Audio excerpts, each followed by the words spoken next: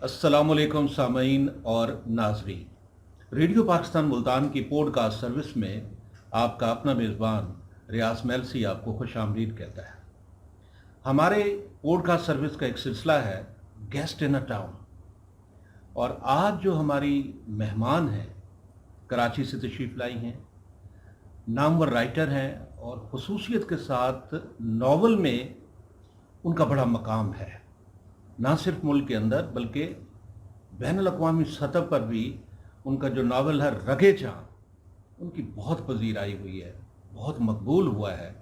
यूँ तो अगर हम नावल की हिस्ट्री देखें तो जो ओरिजिन है उसका, वो फिर आप देखें लैटिन, इटालियन, और फिर होता हुआ यूरोप, और फिर दुनिया भर से होता हुआ फिर पाकिस्तान में भी आया। और उर्दू लिटरेचर में ख़वातीन में अगर हम देखते हैं तो कुर्रतुल ऐन हैदर के बाद आप देखें कि एक खला आया, फिर रज़िया भट्ट साहब के नावल, और इसी तरह सलमा बेगम, ए आर ख़ातून, और ये सिलसिला चलते चलते अब अगर कहीं पे आके रुका है और कामयाबी के साथ आके रुका है तो वो हमारी आज की जो मेहमान हैं गुल बानो साहबा।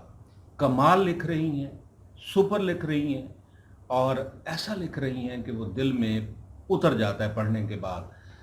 गुल बानो साहबा, station director doctor Khalid Iqbal साहब के बिहाफ पर हम आपको वेलकम कहते हैं कि आप हमारी पॉडकास्ट सर्विस में तशरीफ़ लाई। बहुत शुक्रिया, बहुत इनायत आपकी।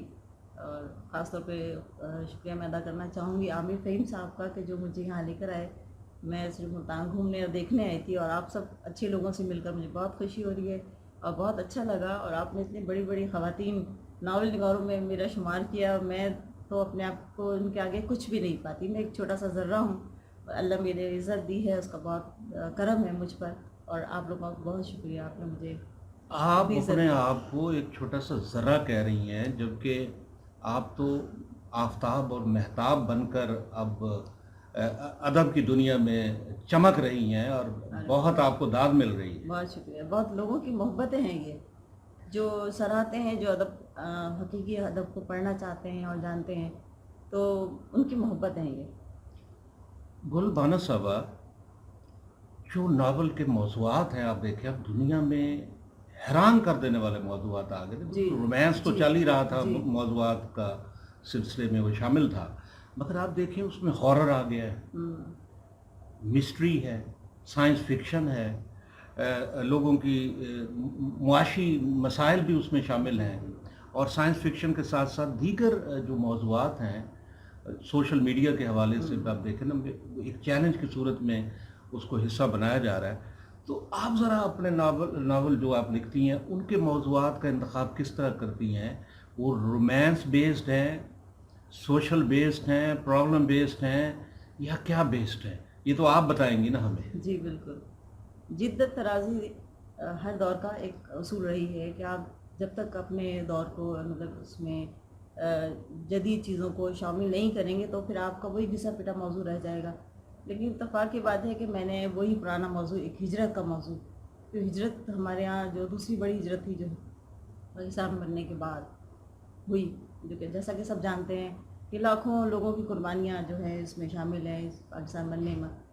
उसके बाद जो लोगों के मसाइल थे, जो पहले मसाइल थे हिजरत से पहले के, और उसके बाद के मसाइल थे, लोगों का यह है कि बयानिया मुख्तलिफ होता है। हालांकि कहानी वही है, वही सब कुछ है, वही इर्द गिर्द की चीज़ें हैं, वही मसाइल हैं, लेकिन उसको बयानिया जो उसका ऐसा होना चाहिए जो दिल में उतर जाए। जो ट्रीटमेंट आपने दी है जी जी वो जुदागाना है। जुदा गाना है, तो उसमें लोगों को ये कि बहुत शायद उसमें कुछ कशिश महसूस होती है, तकलीफ मिलती है पढ़ने से, और कुछ अपने नॉस्टैल्जियाई दौर में चले जाते हैं कि पुरानी यादें हैं और उसमें वो उसमें खो जाते हैं। फिर कहते हैं कि अभी बहुत से लोगों ने मुझसे कहा कि आपने उस दौर की कहानी लिखी जब आप थी नहीं, तो ये ट्रीटमेंट आपने कैसे पढ़ता। हमने अपने बुज़ुर्गों से ये सारी कहानियाँ सुनी और सुनते आ रहे हैं अब तक, वो हमारे दिल में बिल्कुल रच बस गई हैं, ऐसे बस गई हैं कि वो निकलती नहीं हैं। हम अपने आप को बाज़ औक़ात ऐसा है कि उसी दौर में पाते हैं कि यार वो दौर था और वो कैसा होगा, वो किस तरह से उन्होंने हिजरत की, और किन किन मसाइब का सामना हुआ, और वो कैसे गुज़रते रहे उन हालात से। आज भी देखिए कुछ कह सकती हूँ मैं, मसाइल तो आज भी हैं, تو ہم اگر اس سے ہم کمپیئر کرتے ہیں تو وہ کچھ بھی نہیں ہے اس کے آگے. اب دیکھیں نا، ناول میں جب اس کی ٹریٹمنٹ کی بات ہوتی ہے تو اس میں تھوڑا سا فکٹیشیس، تھوڑا سا فکشن، اور ساتھ ساتھ جو ہے ایک ناول میں جو تبدیلی ہے، ریئلزم.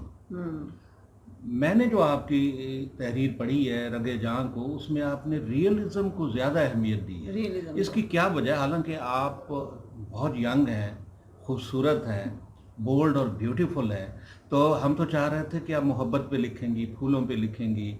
اصل میں خود ایک ریئلسٹک پرسن ہوں. ریئلزم پہ لکھنا یوں مجھے بھاتا ہے کہ میں اس دور سے گزرتی رہی ہوں، اور زندگی میں نے خیر میں بہت کم عمر بھی نہیں ہوں، ایک وقت گزار لیا میں نے بھی اس دشت کی سیاحی میں مجھے بھی کافی عرصہ ہو گیا. تو ہر طرح کا وقت اور موسم جو ہے وہ گزر چکے ہیں، تو اس کو برتنا یا اس کو لکھنا کوئی اتنا مشکل نہیں ہے. اگر آپ اس کو سلیقے سے لکھ سکتے ہیں، الفاظ کا چناؤ آپ کے پاس ہے، تو آپ اس سے گزر سکتے ہیں بآسانی. مشکل نہیں ہے. ایک بہت ہی حوصلہ افزا بات جو سامنے آ رہی ہے ہمارے پاکستان میں رائٹرز کے حوالے سے اور فیمیل رائٹرز کے حوالے سے، وہ یہ ہے کہ زیادہ اب لکھنے والی جو ہیں وہ ہماری بہنیں ہیں، خواتین ہیں. اور دیکھیں اس میں اجالا ناز لکھ رہی ہیں، سیدہ حمائل کاظمی لکھ رہی ہیں، اور عائشہ اور طوبہ نور لکھ رہی ہیں، بہت اچھی اور پھر ایک سیدہ گل بانو بھی ہیں، اور آپ گل بانو بھی جی ہیں. جی بالکل. تو اس روش کو آپ کیسے دیکھتی ہیں، کیسے پاتی ہیں کہ یہ بہت، میں سمجھتا ہوں کہ ایک پازیٹیو سائن بھی ہے کہ جب سوشل میڈیا ایک چیلنج بن کے ہمارے سامنے کھڑا ہوا ہے، اور اس کے اور کتاب بینی جو ہے اس سے بھی لوگ دور ہوئے ہیں، اس کے باوجود آپ لوگ لکھ رہے ہیں، اور شاباش بھی آپ کو مل رہی ہے آپ لوگوں کو. اس روش کو آپ کیسے دیں؟ اس روش کو یوں سمجھے کہ یہ ایک ہماری ایک ذمہ داری ہے کہ ہم آنے والی نسل کو کس طرح پڑھنے پر مجبور کر سکتے ہیں.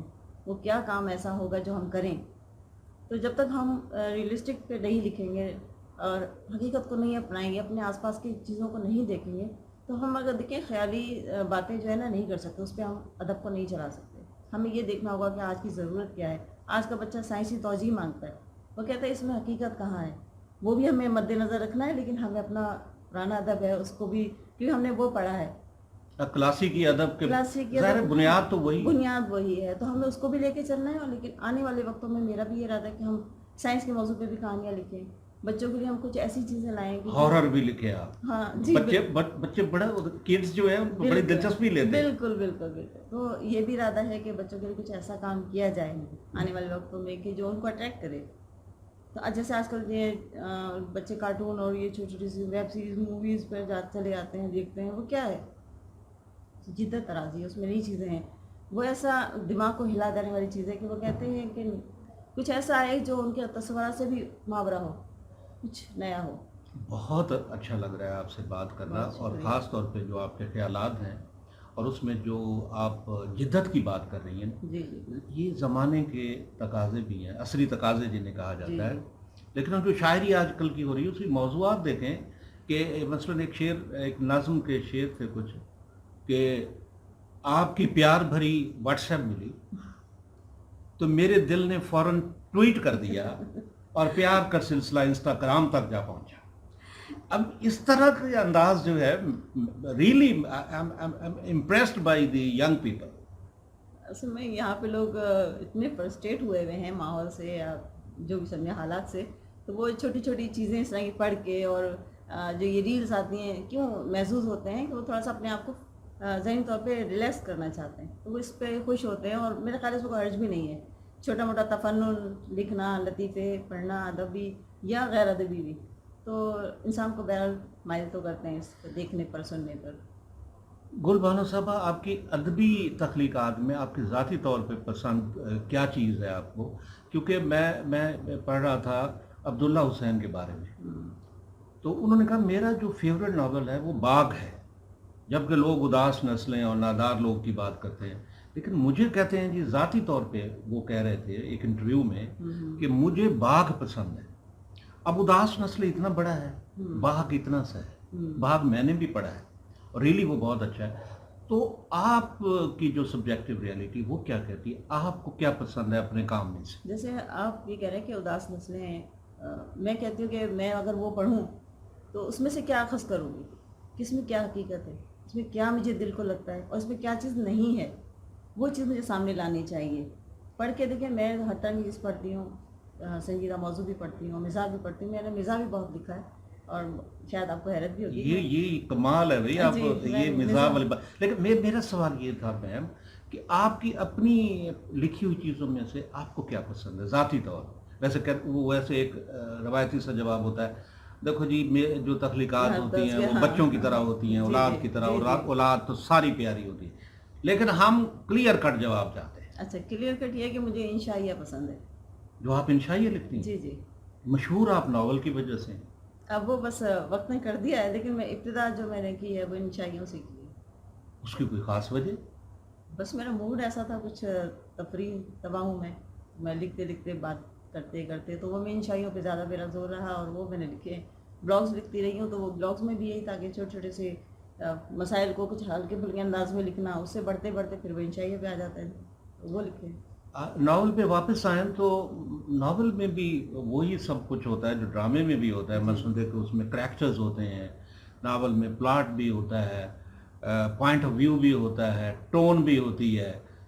تو آپ یہ ساری چیزیں جب مد نظر رکھتی ہیں تو خاص طور پہ آپ ہاں اس میں اس کا ٹاپک بھی ہوتا ہے. تو ٹاپک کا انتخاب کرتے وقت کن چیزوں کا آپ خیال؟ جو آپ کا قاری ہے وہ اس کی نبض پہ بھی تو آپ کا ہاتھ ہوگا. ہاں جی، ٹاپک تو ہمارے سامنے بکھرے پڑے بے شمار. اب اس ٹاپک کو ہم نے برتنا کیسے ہے وہ دیکھنا ہوتا ہے، اس کی کرافٹنگ کیسے بنائی جائے اور لکھا کیسے جائے. اور بہت سارے ہمارے پاس موضوعات کی تو خیر کمی نہیں ہے، اس میں ہمیں چننا نہیں پڑتا، بس کوئی بات کلک کر جاتی ہے کہ یار یہ واقعہ ایسا تھا یا یہ کنڈیشن ایسی تھی کہ اس پہ کچھ سامنے آنا چاہیے. سڈنلی خیال آتا. جی جی جی سر. اچھا، ہماری یہ خواہش ہے کہ کلائمیٹ دنیا میں جو چینج ہو رہا ہے، موسمیاتی تبدیلیاں، ہمارا رائٹر اس کو بھی سامنے رکھے.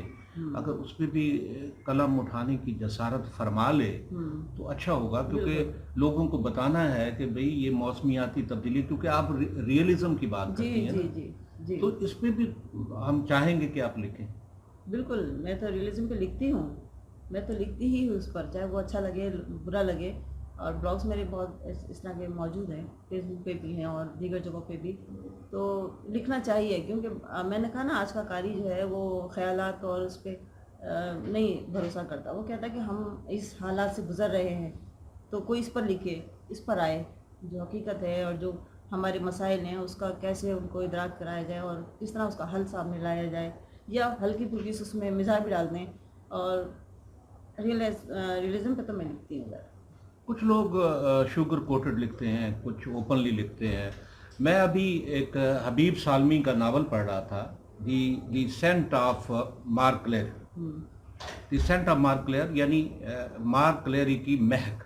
اس کا ایک اردو ترجمہ بھی پاکستان کے ایک مؤخر جریدے میں شائع ہوا، جب مجھے بھی پڑھنے کا موقع ملا.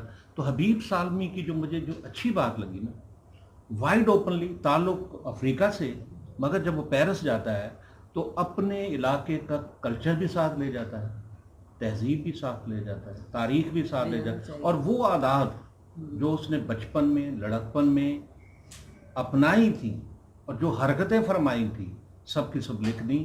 مجھے ان کی صاف گوئی پہ بہت اچھا لگا.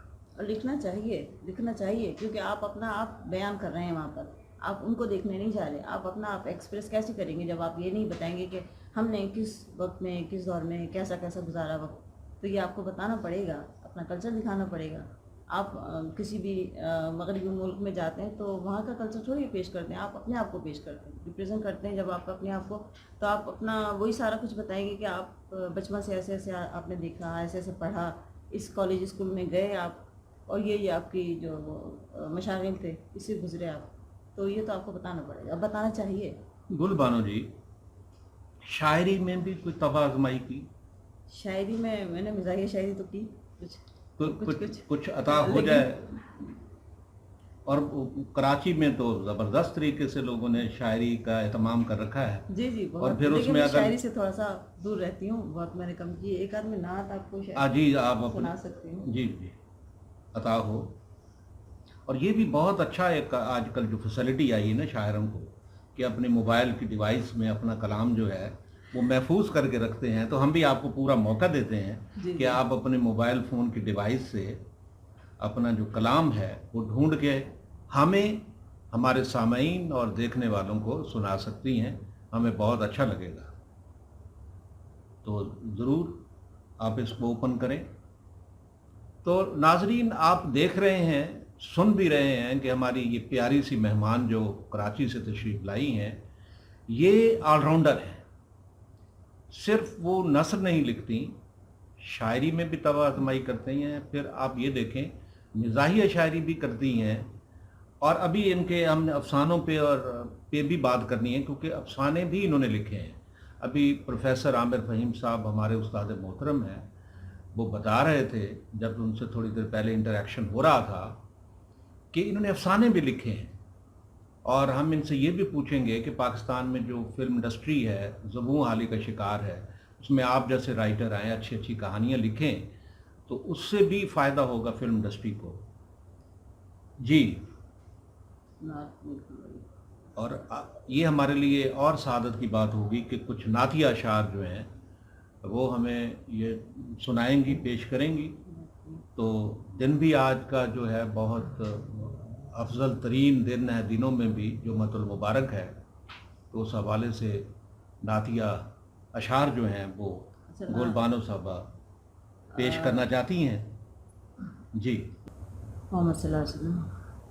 زندگی اپنی کسی طور بناتی جاؤں، اپنے جذبات کو اشکوں میں بہاتی جاؤں، دل کھنچا جاتا ہے اب سوئے مدینہ میرا، سبحان اللہ۔ ان کے انوار سے مانگ اپنی سجاتی جاؤں۔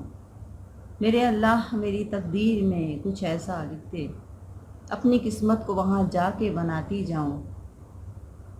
ہو میرے ہاتھ میں بس عشق نبی کا جھنڈا، ماشاء اللہ۔ اپنے ہی ناز سر حشر اٹھاتی جاؤں۔ اب ہے گلبانو فقط ایک تمنا میری، ان کے اسوا پہ چلوں خود کو بناتی جاؤں۔ یہ کچھ اشعار ماشاء اللہ، ماشاء اللہ، بہت بہت خوبصورت۔ سرور کون کے درویش۔ اچھا، یہ بتائیے کہ ڈراموں کی طرف کیوں نہیں گئی؟ اب تو ایک کمپٹیشن ہے اور مواقع بہت ہیں، جو ٹی وی پہ ڈرامے آ رہے ہیں اس میں خواتین بہت لکھ رہی ہیں، جی ہاں، آپ نے صحیح تو کہا۔ آپ کو بھی تو آفر ہوگی آفر تو جی مجھے آ چکے ہیں، تو لیکن پھر مجھے لگتا ہے کہ زیادہ چیزوں میں ٹانگ اڑانے سے بہتر ہے کہ آپ وہ کام کریں جو آپ کو بہتر آتا ہے۔ تو ڈرامے کی طرف رجحان نہیں، لکھنے کی طرف؟ نہیں، اگر ٹائم کے ساتھ سیکھ پائی تو میں ضرور لکھوں گی۔ اچھا، کیوں نہیں؟ آپ جو سینئرز ہیں ڈرامہ لکھنے والی ہماری خواتین، ان کے ساتھ آپ مل کے یقیناً اس سے اکتساب کر سکتی ہیں، اور اس کا آپ کو یقیناً فائدہ بھی ہوگا، مالی فائدہ بھی ہوگا گلبانو صاحب۔ جی جی ضرور۔ اچھا، تو افسانے جو ہیں لکھے ہیں آپ نے، ذرا ان کی تفصیل بتائیے گا، کہ چونکہ ناول کے لیے تو ڈھیر سارا ٹائم چاہیے ہوتا ہے۔ کہتے ہیں کہ 80,000 الفاظ سے لے کر 1,20,000 تک کے لفظ کا الفاظ کا جو ہے وہ ناول بنتا ہے، اگر میں غلطی پر نہیں ہوں۔ جی، اس میں یہ ہے کہ میں سوچتی ہوں جب آپ ایک تھیم تیار کر لی، آپ نے اس پہ کام شروع کر دیا، تو آپ اس میں الفاظ پر نہیں جاتے، بلکہ آپ اس کہانی کو مکمل کرنے پہ لگے رہتے ہیں۔ تو یہ تو سوچا نہیں جا سکتا کہ جی آپ نے اس الفاظ میں مکمل کرنی ہے، یہ وہ کام تو ہے نہیں کہ جو اپراکسیمیٹلی کہا جاتا ہے کہ 80,000 ورڈز سے جی جی 1,20,000 ورڈز تک ہونا چاہیے، تو ایک ضخیم کتاب تو بن جاتی ہے۔ جی جی افسانہ تو چھوٹا سا ہوتا ہے۔ افسانہ چھوٹا سا تھا، ایک تو کوئی یہ ہوتا ہے کہ موضوع آپ کو ایسا مل جائے کہ جس پہ آپ نے افسانہ بننا ہے، وہ ایک چھوٹی سی بات ہوتی ہے، اس کو اسی پر ختم کیا جاتا ہے۔ تو ناول تو پھر ایک اسٹارٹ آپ لیں گے، ایک پوری ایک کیا کہیں اس کو، سینیریو پورا بیان کریں گے کہ جہاں یہاں سے یہ کہانی ایسے ایسے شروع ہوئی، اس کا یہ انجام ہوا۔ افسانے میں تو آپ ایک چھوٹی سی بات، چھوٹے سے مقصد کو بیان کر سکتے ہیں۔ تو آپ کن سے انسپائر ہیں؟ جب انسپائریشن کی بات ہو تو ناول نگاری میں آپ کیا سمجھتی ہیں کہ یس یہ میرے آئیڈیل ہیں، آئیڈیل ہے، ان کو پڑھ کے آئیڈیل تو بہت سارے لوگ ہیں۔ میں نے لکھنا سیکھا؟ جی جی، اصل میں بات یہ ہے کہ میں نے مختلف لوگوں کو مختلف حالتوں میں پڑھا، تو میں یہ نہیں کہہ سکتی کہ میں نے خاص طور پہ کسی کا انداز اپنایا ہو، یا جیسے کہ اپنا بانو قدسیہ صاحبہ ہیں، ان کا بھی میں نے پڑھا، اور مشتاق احمد یوسفی کی ایک الگ اسٹائل ہے ان کا، وہ مزاج سے بڑا وہ ہے لگاؤ مجھے، وہ ان کو میں نے بہت پڑھا، بہت مجھے وہ پسند ہیں۔ تو اس لیے کہ میں نے کسی کا انداز نہیں اپنایا، میں نے پڑھا سب کو ہے. سب کو پڑھا ہے. جی جی. قرۃ العین حیدر کو بھی پڑھا ہوگا آپ نے. ٹھیک ہے. سفینہ غم دل، چاندنی بیگم، آگ کا دریا، یہ سب پڑھنے کے بعد آپ پھر خود فیصلہ کیا کہ میں گل بانو ہوں. جی جی. میری تحریر بھی میرے نام سے پہچانی. جی بالکل ایسے ہی. کراچی سے ملتان آئی ہیں، ملتان گھوما آپ نے؟ ملتان گھوم رہے ہیں جی. اور سب سے پہلا دورہ جو ہمارا یہ آپ کا ریڈیو اسٹیشن پہ ہی ہوا ہے، اور بہت اچھا لگا سب سے مل کر. آپ کی محبتیں، آپ کی عنایتیں، بہت اچھا لگا. مطلب مدینہ تو لولیہ ملتان. جی بالکل بالکل. لوگ میٹھے، حلوہ میٹھا، آم میٹھے، اور ملتان کے لوگ میٹھے. ملتان کے لوگ میٹھے. تو میں اس لیے یہ کہہ رہا تھا کیونکہ پروفیسر عامر فہیم صاحب نے ہمیں بتایا کہ گل بانو اس سرائیکی وسیب سے بہت پیار کرتی ہیں. جی بالکل. اور بڑا جانا ان کے اس وسیب کے تاریخ اور کلچر کے بارے میں جو لکھا جاتا ہے وہ پڑھتی ہیں دلچسپی. جی جی بالکل. اور اسی لیے میں آئی بھی ہوں کہ حقیقت اپنی آنکھوں سے بھی دیکھوں، لوگوں سے ملوں بھی، اور یہاں کے تاریخی مقامات کی بھی سیر کروں. پھر لکھیں گی بھی صحیح. جی بالکل. اس وسیب کے بارے میں. جی جی. یہ ارادہ ہے آپ؟ بالکل بالکل ارادہ ہے. اور یہ وعدہ بھی ہے؟ جی بالکل بالکل الحمدللہ. ضرور. ایک چھوٹے سے جیکاباد شہر آپ کو بتائیے کہ اتنا کوئی خاص وہ نہیں ہے اس کا.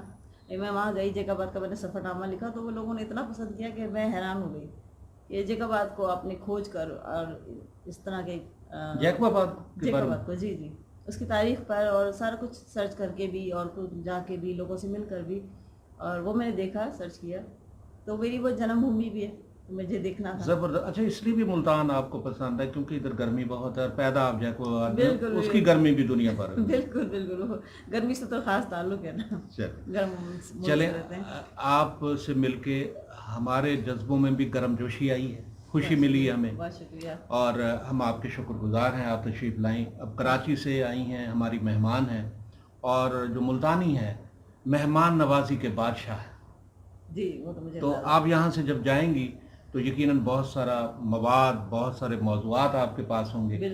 اور ہم ادھر ملتان میں بیٹھ کے یہ انتظار کریں گے کہ گل بانو صاحبہ ملتان پر، ملتان کی ثقافت پر، تاریخ پر، رہن سہن پر، لوک ریت پر آپ لکھیں گی. بالکل انشاءاللہ. تو اسی باتیں پر آج کی پوڈ کاسٹ سروس مکمل ہوتی ہے. شکریہ. سامعین اور ناظرین، گل بانو صاحبہ کا ہم شکریہ ادا کرتے ہیں ایک بار پھر ڈاکٹر خالد اقبال صاحب اسٹیشن ڈائریکٹر کے بہاف پر. بہت شکریہ ان کا بھی، بہت شکریہ اقبال صاحب کا بھی، اور آپ کا بھی بہت شکریہ کہ آپ نے مجھے اتنی عزت دی اور مجھے یہاں بلایا. Most welcome, most welcome. اب ہم آپ سے اجازت چاہیں گے ایک نئی پوڈ کاسٹ کے ساتھ ایک بار پھر آپ کے خدمت میں حاضر ہوں گے. تب تک کے لیے اپنے میزبان ریاض میلسی کو اجازت دیجیے. اللہ حافظ.